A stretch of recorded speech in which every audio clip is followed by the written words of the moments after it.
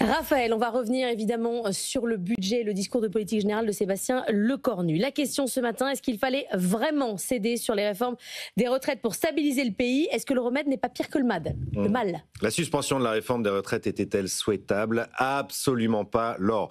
Comme n'était pas souhaitable le retour des hausses d'impôts sous Michel Barnier, comme n'était pas souhaitable l'ouverture du conclave sous les retraites avec François Bayrou, sans parler bien sûr de la dissolution. Quel enchaînement de mauvaises décision depuis 18 mois.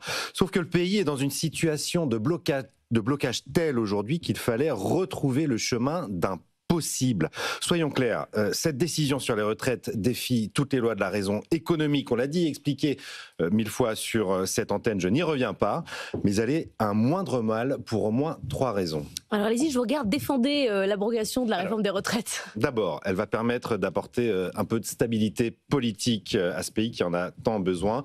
En évitant la censure, jeudi, c'est la priorité des priorités. On va pouvoir examiner le budget et, sauf surprise, le gouvernement Lecornu 2 tiendra à minima jusqu'au 31 décembre, c'est-à-dire la fin d'examen du projet de loi de finances.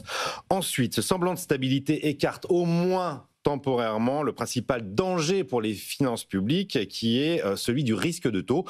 On a vu hier les marchés se détendre très nettement après l'annonce du Premier ministre. Enfin, la troisième raison, c'est que la suspension est cadrée dans le temps. Si l'on revient bien sur les rails de la réforme au 1er janvier 2028, avec certitude, comme semble le promettre Sébastien Lecornu, la facture sera certes élevée. Ça va quand même nous coûter 3 milliards pour remettre 3 mois de retraite supplémentaires à la génération de 1964. Mais cela reste gérable, on pourra trouver des économies pour compenser. Enfin, ça veut dire désormais que n'importe quelle réforme qui demande un tout petit peu d'effort peut être remise à la poubelle. C'est toute la question en politique du souhaitable et du possible. C'est la grande théorie de Raymond Aron qui explique très bien que le rôle de l'homme politique, c'est de distinguer ce qui est souhaitable, ce qu'on désire, de ce qui est possible, ce que la réalité permet effectivement de faire ou pas. Et dans le cas présent, la gauche a obtenu ce qu'elle souhaite, travailler moins. Elle l'a rendu possible par pression politique, mais vous savez comment définit Raymond Aron ceux qui mélangent le possible et le souhaitable? C'est les utopistes.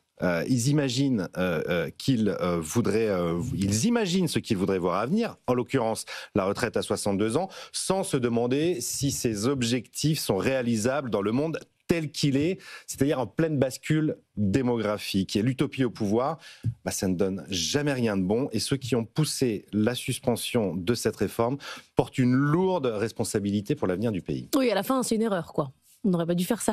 Grosse erreur. D'accord. Mais qui était un moindre mal dans la situation politique actuelle. Mais vous pensez qu'il y a des gens qui pensent sincèrement qu'on peut travailler moins et qu'on peut continuer à baisser le niveau de l'âge de la retraite? Ou c'est vraiment que politicien, ce refus de réalité? Offrir le 2 choix, soit un petit bonbon, soit un brocoli vapeur, naturellement, l'opinion publique peut se diriger vers le bonbon, sauf que trop de bonbons, ça donne... Vous savez ce que je pense de la vente de brocoli? Tout dépend de la petite sauce.